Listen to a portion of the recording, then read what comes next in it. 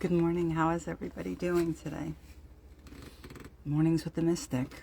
We're going to try to do something fun and different every morning. So I'm asking you to come have a cup of coffee with me. In a world right now that's so crazy and so hateful and so hard with everything that's going on, I wanted to start doing something where I started mornings doing something very uplifting, maybe provoking some critical thinking, starting from a good place with your day. So I thought about something fun because I do a lot of reading, a lot of research on so many different ways of life, philosophies, and the coolest little book I came across was this one. And it's called The Tao of Pooh. I don't know if you could see it this way. And it's thought-provoking, and it's simple. And I love Winnie the Pooh. I do. If anybody's ever worked with me, I reference Alice in Wonderland. I reference Winnie the Pooh.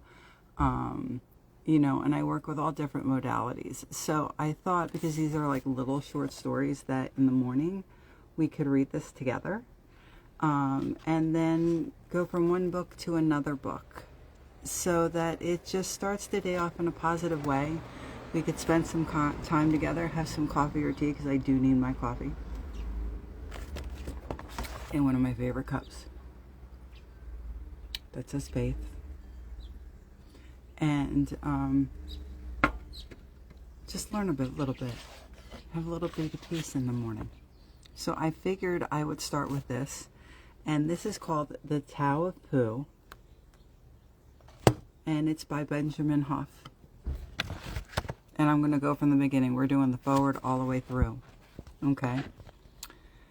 So this is the forward. Page 1. "What's this you're writing?" asked Pooh, climbing onto the writing table. "The Tao of Pooh," I said. "The how of Pooh?" asked Pooh, smudging one of the words I had just written. "The Tao of Pooh," I replied, poking his paw away with my pencil. "It seems more like the ow of Pooh," said Pooh, rubbing his paw. "Well, it's not," I replied huffily. "What's it about?" asked Pooh, leaning forward and smearing another word. "It's about how to stay happy and calm under all circumstances," I yelled. "Have you read it?" asked Pooh. That was after some of us were discussing the great masters of wisdom, and someone was saying how all of them came from the East, and I was saying that some of them didn't. But he was going on and on, just like this sentence, not paying any attention, when I decided to read a quotation of wisdom from the West, to prove that there was more to the world than one half. And I read, "When you wake up in the morning, Pooh," said Piglet at last, "what's the first thing you say to yourself?" "What's for breakfast?" said Pooh. "What do you say, Piglet?" "I say, I wonder what is going to happen exciting today," said Piglet. Pooh nodded thoughtfully. "It's the same thing," he said. "What's that?" the unbeliever asked. "Wisdom from a Western Taoist," I said. "It sounds like something from Winnie the Pooh," he said. "It is," I said. "That's not about Taoism," he said. "Oh, yes, it is," I said. No, it's not," he said. "What do you think it's about?" I said. "It's about this dumpy little bear that wanders around asking silly questions, making up songs and going through all kinds of adventures without ever accumulating any amount of intellectual knowledge or losing his simple-minded sort of happiness. That's what it's about," he said. "Same thing," I said. That was when I began to get an idea to write a book that explained the principles of Taoism through Winnie the Pooh, and explained Winnie the Pooh through the principle of Taoism. So when informed of my intentions, the scholars explained, preposterous, and things like that. Others said it was the stupidest thing they'd ever heard, and that I must be dreaming. Some said it was a nice idea. They asked, but too difficult. Just where would you even begin, they asked. Well, an old Taoist saying puts it this way: 1,000-mile journey starts with one step. So I think that we will start at the beginning, and the Tao of Pooh. Sometimes you have to go back to go forward. Sometimes you have to open up your mind to so many different ideas. Expand your light of sight. Gain understanding. Because through understanding, we can find peace. We can find love, health, abundance, if we just take a step back and learn from each other and to find that pathway there. So sometimes we have to go back to go to the beginning. So the first chapter we're going to read, and then I got to go because I just woke up, we're having my coffee with me, is the How of Pooh. You see, Pooh, I said, a lot of people don't seem to know what Taoism is. Yes, said Pooh, blinking his eyes. So that's what this chapter is for, to explain things a bit. Oh, I see, said Pooh. And the easiest way to do that would be for us to go to China for a moment. What? Said Pooh, his eyes wide open in amazement. Right now? Of course. All we need to do is lean back, relax, and there we are. Oh, I see, said Pooh.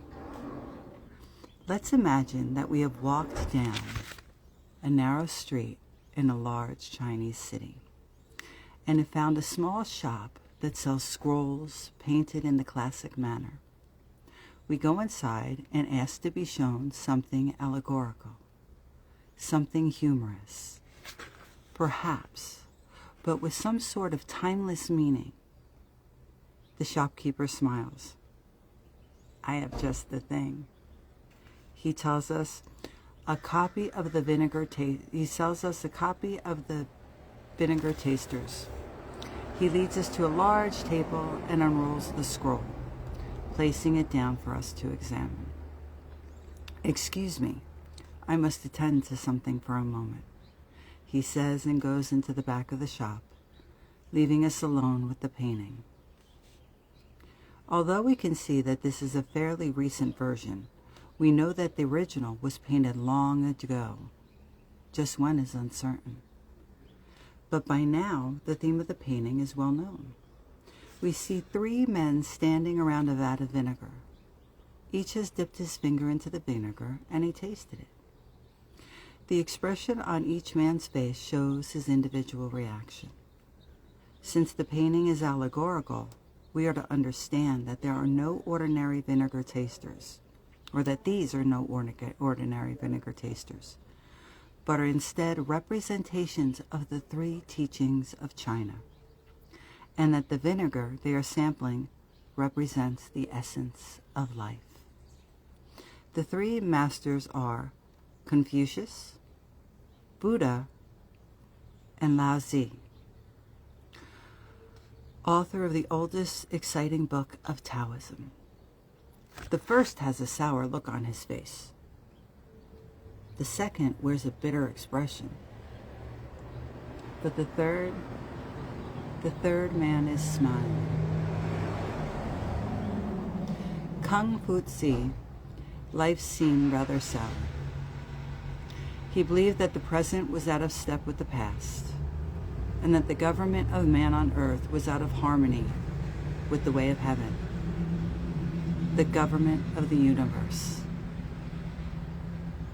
Therefore, he emphasized reverence, reverence for the ancestors, as well as for the ancient rituals and ceremonies in which the emperor, as the son of heaven, acted as intermediary between limitless heaven and limited earth. Under Confucianism, the use of precisely measured court music prescribed steps, actions, and phrases, all added up to an extremely complex system of rituals, each used for a particular purpose at a particular time. A saying was recorded about Kung Fu Tzu: if the mat was not straight, the master would not sit on it. This ought to give an indication of the extent to which things were carried out under Confucianism. To Buddha, the second figure in the painting, life on earth was bitter, filled with attachments and desires that led to suffering. The world was seen as a setter of traps, a generator of illusions, a revolving wheel of pain for all creatures. In order to find peace, the Buddhists considered it necessary to transcend the world of dust and reach nirvana, literally a state of no wind. Although the essentially optimistic attitude of the Chinese altered, Buddhism considerably, although the essentially optimistic attitude of the Chinese altered Buddhism considerably after it was brought in from its native India. The devout Buddhist often saw the way to nirvana interrupted all the same by the bitter wind of everyday existence. To Lao Tzu, the harmony that naturally existed between heaven and earth from the very beginning could be found by anyone at any time. Lao Tzu, the harmony that naturally existed between heaven and earth from the very beginning could be found by anyone at any time, but not by following the rules of Confucianists. And he stated in his Tao De Jing, the Tao virtual book, the Tao virtual book, I'm pronouncing it wrong. So the Tao Virtue Book. Earth was in essence a reflection of heaven, run by the same laws, not by the laws of man. These laws affected not only the spinning of distant planets, but the activities of the birds in the forest and the fish in the sea. According to Lao Tzu, the more man interfered with the natural balance produced and governed by the universal laws, the further away the harmony retreated into the distance. The more forcing, the more trouble. Whether heavy or light, wet or dry, fast or slow, everything had its own nature already within it, which could not be violated without causing difficulties. When abstract and arbitrary rules were imposed from the outside, struggle was inevitable. Only then did life become sour. To Lao Tzu, the world was not a setter of traps, but a teacher of valuable lessons. Its lessons needed to be learned, just as its laws needed to be followed. Then all would go well. Rather than turn away from the world of dust, Lao Tzu advised others to join the dust of the world. What he saw operating between everything in heaven and earth he called Tao, the way, Tao. A basic principle of Lao Tzu's teaching was that this way of the universe could not be adequately described in words, and that it would be insulting both to its unlimited power and to the intelligent human mind to attempt to do so. Still, its nature could not be understood and those who cared the most about it, and the life from which it was inseparable, understood it best. Over the centuries, Lao Tzu's classic teachings were developed and divided into philosophical, monastic, and folk religious forms. All of these could be included under the general heading of Taoism. But the basic Taoism that we're concerned with here is simply a particular way of appreciating, learning from, and working with whatever happens in everyday life. From the Taoist point of view, the natural result of this harmonious way of living is happiness. You might say that happy serenity is the most noticeable characteristic of the Taoist personality, and a subtle sense of humor is apparent even in the most profound Taoist teachings, such as the 2,500-year-old Tao Te Ching in the writings of Taoism's second major writer, Wanzi. Quiet laughter seems to bubble up like water from a fountain. But what does that have to do with vinegar? Asked Pooh. I thought I explained that, I said. I don't think so, said Pooh. Well then, I'll explain it now. That's good, said Pooh. In the painting, why is Lao Tzu smiling? After all, that vinegar that represents life must certainly have an unpleasant taste, as the expressions on the faces of the other two men indicate. But through working in harmony with life's circumstances, Taoist understanding changes what others may perceive as negative into something positive. From the Taoist point of view, sourness and bitterness come from the interfering and unappreciative mind. Life itself, when understood and utilized for what it is sweet. That is the message of the vinegar tasters. Sweet? You mean like honey? Asked Pooh. Well, maybe not that sweet, I said. That would be overdoing it a bit. Are we still supposed to be in China? Pooh asked cautiously. No. We're through explaining, and now we're back at the writing table. Oh, well, we're just in time for something to eat, he added, wandering over to the kitchen cupboard. That's where we'll end for this morning. Good morning, Gino. How are you? I miss you fierce. How's that beautiful wife of yours doing? So tomorrow, we're going to go over the Tao of Pooh. So I'm going to read the back of this as well, because I love this book. It's so simple, it's so fun, and it's really easy for all of us to understand. So the Tao of Pooh, the Tao of who? The Tao of Pooh, in which it is revealed that one of the world's great Taoist masters isn't Chinese at all, or a venerable philosopher, but is in fact none other than that effortlessly calm, still reflective bear, A.A. Mills, Winnie the Pooh. While Eeyore frets, and Piglet hesitates, and Rabbit calculates, and Owl pontificates, Pooh just is. Pooh just is.